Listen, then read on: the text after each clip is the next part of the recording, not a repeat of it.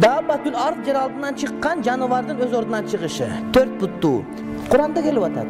Бул жаныбар акыр заманда адамдар бузулуп, Алланын буйруктарын аткарбай ак динди бузук динге алмаштырган кезде Алла Таала чыгарат. Dabbatül ard. Бул кыяматтын эң чоң белгиси болгон бир жандык. Арабча маанисинде dabba сөзү тынч, акырын үнсүз козголуу дегенди туюндурат. Кыямат кайымдын алдында чыгуучу бул жандык касиеттүү Курандын 4 аятында жекече түрдө, ал эми 4 аятында көптүк түрдө келет. Бул жандык баягы Даджал эмес. Бул жандык Яжуч Мажуч так эмес. Бул таптакыр башка жандык. Асаба сүрөсүнүн 14 аятындагы Dabbatül ard сөзү Сүлейман пайгамбардын аса таягын чириткен куртту дагы билдирет. Акыйда китептериндеги кыяматтын чоң белгилерин тизмектегенде Dabbatül ard жандыгынын пайда болушу да айтылат. Ал кыяматтын башталышына аз калган кезде жерден чыгат. Жер астынан чыгуучу бул жандык тууралуу Аллах Таала Кур'ани Каримдин Намл сүрөсүнүн 82 аятында мындай дейт. Биз аларга жазалай турган мезгил жеткенде жер алдынан бир жаныбар чыгарабыз. Ал жаныбар аларга биздин аяттарыбызга ишенбеген адамдар тууралуу айтып берет. Абу Дауд жана Муслимдин хадистер жыйнагында бул айбандын пайда болуусу жана анын жерден чыгуусу кыяматтын чоң белгилеринин бири болоору айтылат. Бирок анын көрүнүшү кандай болоору сыпатталган эмес. Эгерде Ибн Абу Шайба, Тирмизи, Ибн Маджа жана Ахмад хадистер жыйнактарындагы Dabbatül ard тууралуу риваяттарды эскерип отуруп, сүннөт аалымдары чыгарган тыянакка карай турган болсок, окумуштуу аалымдардын айтымында Dabbatül ard бул таптакыр адам баласына окшобогон 4 аяк буттары менен козголо турган, үстү башын жүн баскан чоң денелүү тирүү жандык экендигин изилдешкен. Ал Мекке тарапта пайда болуп, Муса алейхиссаламдын аса таягы менен кафырлардын мурдун сындырат. Мусулмандардын жүздөрүнө Сүлейман пайгамбардын мөөрүн басат. Ал эми башта айтып өткөндөй, Намл сүрөсүнүн 82 аятына чейинки 6 аятта эмне камтылган? Hakikatta bul Kur'an, İsrail urpактары эмне жөнүндө талашкан нерселеринин көп бөлүгүн баян кылат. Hakikatta ал момундар үчүн туура жол жана мээримдүүлүк. Албетте эң алардын араларында өзү адилеттүүлүк менен өкүм кылат. Аллах заттуу билүүчү. Аллахка гана тобокел кыл, анткени сен ачык айкын hakikattын үстүндөсүң. Hakikatta сен өлүктөргө да, дүлөйлөргө да, алар артка кетип баратышканда чакырыгыңды угуза албайсың. Сен сокурларды алардын адашуусунан туура жолго чыгара албайсың. Сен биздин аяттарыбызга ишенгендерге гана угуза аласың. Мына ушулар моюн сунгандар. Имам Табари ушул аятта аталган кабыл сөзү Кудайдын жазасы дегенди билдирет деп айткан.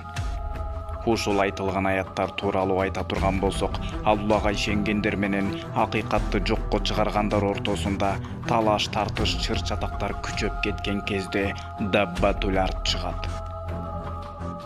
Мына ошондо Dabbatül ard Муса алейхиссаламдын аса таягын мусулмандардын жүзүнө тийгизген кезде алардын маңдайында жаннаттык, бейиштик деп жазылып, жүздөрү нурланат. Ал эми капырларды Сулайман алейхиссаламдын мөөрү менен соккондо алардын маңдайларында жаханнамдык, тозоктук деп жазылып, жүздөрү карайып кетет. Албетте Dabbatül ard деген бул өзү кандай жандык? Dabbatül ard качан чыгат? Ал чыгып алып эмне кылат? Аныгын Аллах Таала гана, жалгыз өзү гана билүүчү. Ал эми биз адам баласы адашып ката кетирет эмеспизби? Ал эми бул Dabbatül ard тууралуу жана бул жандыктын кыяматка жакын чыгаары тууралуу ыйык Кур'ани Каримде Намл сүрөсүнүн 82 аятында камтылган. Жер түбүнөн Dabbatül ard деген белгисиз бир жандык чыгат. Биз аларга жазалай турган мезгил жеткен кезде жер алдынан бир жаныбар чыгарабыз. Dabbatül ard жер алдынан чыккан жаныбардын өз ордунан чыгышы. 4 буттуу. Куранда келип атат. Бул жаныбар акыр заманда адамдар бузулуп, Алланын буйруктарын аткарбай ак динди бузук динге алмаштырган кезде Алла Таала чыгарат. Аллахтын ардактуу элчиси Мухаммад саллаллаху алейхи ва саллям айтты. Силер мына 10 нерсени көрмөйүнчө кыямат кайым болбойт. Биринчиси, Hazreti Mahdi келет. Ал Махдинин төбөсүндө ар дайым бир булут калкып жүрөт. Ал булуттан бир периште бул Махди анын сөзүнө кулак салгыла деп айтат. Экинчиси, өзүн Кудай санаган Даджал чыгат. Сүйүктүү пайгамбарыбыз Мухаммад саллаллаху алейхи вассалам айтты. Чындыгында Даджал чыгыштагы Хорасан деген жерден чыгат.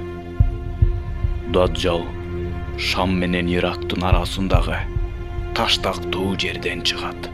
Аныгын Аллах гана билүүчү. Даджалдын бир көзү куруп калган жүзүм сыяктуу болот. Анын чекесинде кафыр деген жазуу болот. Ал жазууну тамга тааныбаган адамдар дагы айырмалап билип турушат. Үчүнчүсү, Hazreti İsa алейхиссалам жерге түшөт. Албетте ал кыяматтын жакындаганын көрсөткөн чоң бир белги. Буга күмөн саноодон сактангыла. Төртүнчүсү, жер түйүнүн Dabbatul Ard деген белгисиз бир жандык чыгат. Биз аларга жазалай турган мезгил жеткен кезде жер алдынан бир жаныбар чыгарабыз. Ал жаныбар аларга биздин аяттарыбызга ишенбеген адамдар жөнүндө айтып берет. Бешинчиси, жер астында чыга албай жүргөн Яжуч Мажуч коому жер үстүнө атырылып чыгат. Яжуч Мажуч ар бир дөбөдөн агылып келгенге чейин убада кылынган чындык жакын келет.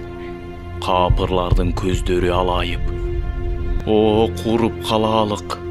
Биз мындан капарсыз жана залым болгон экенбиз" дешет. Алтынчы, дүйнө жүзүн түтүн каптайт. Алар шектенип, оюн күлкү кылышууда. Асман айкын түтүн менен келген күндү күтүп тур. Ал адамдарды каптап калат. Бул оорутуучу жаза. Бул каптаган түтүндүн таасири мусулмандарга оору сыяктуу жеңил болот.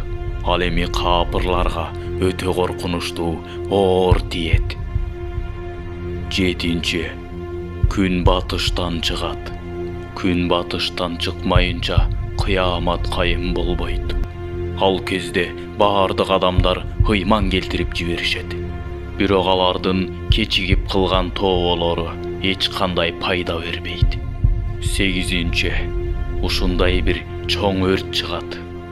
Йемен тараптан, Аден жазыгынын эң шалгайынан бир от чыгат. Ал от баардык жерди жагып отуруп, адамдарды махшарга чейин алып барат. Бул отко эч ким туруштук бере албайт. Ал от күндөн күнгө барган сайын алоолонуп, адамдарды махшарга чейин алып барат. Бул түшүнүк оттун канчалык оор болот экендигин чагылдырат. Тогузунчу, жер чөгөт. Сүйүктүү пайгамбарыбыз Мухаммад саллаллаху алейхи вассалам кыямат кайым жакындаган кезде 3 жердин чөгүүсү болот экендигин айта кеткен. Ал эми Муслимде мындайча айтылат: силер кыяматтын 10 белгисин көрмөйүнчө кыямат кайым болбойт. Анын үчөөсү чыгыш менен батышта жана Жазиратул Арабта жердин чөгүүсү болот. Дагы бир хадисте сүйүктүү пайгамбарыбыз Мухаммад саллаллаху алейхи вассалам: мен өмүрдөн өткөндөн кийин 3 жерде жердин чөгүүсү болот.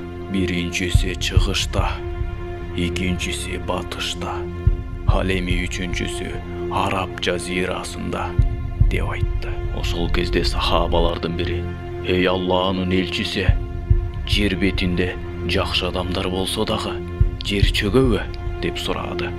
Ошондо пайгамбарыбыз саллаллаху алейхи вассалам жооп берди: жердин бетинде адамдардын көпчүлүгү бузулган кезде жер чөгөт деп жооп берди. 10-чу ыйык Кааба кулатылат. Хадис шарифтердин биринде кара түстүү адам Каабаны кулатат. Дал азыр ошол кара колдору менен Каабанын таштарын кандай кулатып аткандыгын көз алдымда көрүп турамын. Мынакей, ал эми ушул Каабаны кулаткан адам тууралуу кененирээк түшүндүрүп бергенге аракет жасайбыз. Видеону даярдаган Шындык ТВ каналы. Ал эми бул видеого лайк басып, каналга катталганыңыз үчүн сизге терең ыраазычылык.